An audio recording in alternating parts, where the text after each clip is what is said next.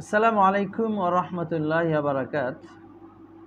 সালামে ও মাগ ফিরাতুহু বৃদ্ধি করা জায়েজ আছে কিনা?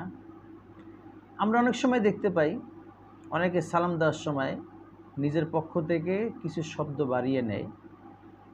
যেমন বলে আসসালামু আলাইকুম ওয়া রাহমাতুল্লাহি ওয়া বারাকাতুহু এবং এর সাথে আরও বাড়িয়ে বলে ওয়া মাগ ফিরাতুহু ওয়া জান্নাতুহু এরকম।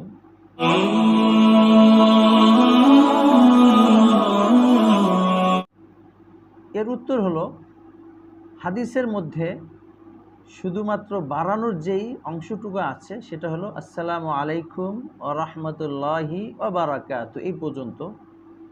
এরপরে বৃদ্ধি করাটা এটা হাদিস সম্মত না, সুন্নাহ সম্মত না, এবং এটা বৃদ্ধি করা এটা সুন্নত নয় বা নিজের পক্ষ থেকে বাড়ানো।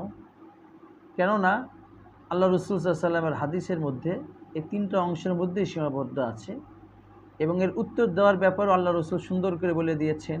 কেউ যদি আসসালামু আলাইকুম এতটুকু বলে সালাম হয়ে যাবে এবং উত্তরে বলবে ওয়া আলাইকুম আসসালাম ওয়া রাহমাতুল্লাহ, অর্থাৎ সে যতটুকু সালাম দিয়েছে তার থেকে একটু বেশি উত্তরে বলে দিলেন। এরপর আবার বলেছেন কেউ যদি বলে আসসালামু আলাইকুম ওয়া রাহমাতুল্লাহি, অর্থাৎ সালামের সাথে রহমাতও বৃদ্ধি করলো, তখন উত্তরে বলবে ওয়া আলাইকুম আসসালাম ওয়া রাহমাতুল্লাহি ওয়া বারাকাতু।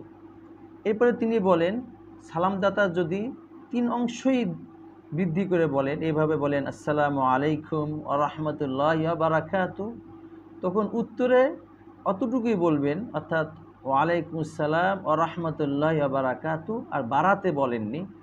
এর দ্বারা এরকম অসংখ্য হাদিস দ্বারা আমরা বুঝতে পারি আল্লাহ রসুল থেকে সালামের মধ্যে এই তিনটি বাক্যর মধ্যেই সীমাবদ্ধ থাকতে হবে। এর বেশি বৃদ্ধি করা এটা অবশ্যই খেলাফে সুন্নাত এবং কিছু কিছু ক্ষেত্রে তো এটাকে অবশ্যই পরিত্যাগ করা চাই।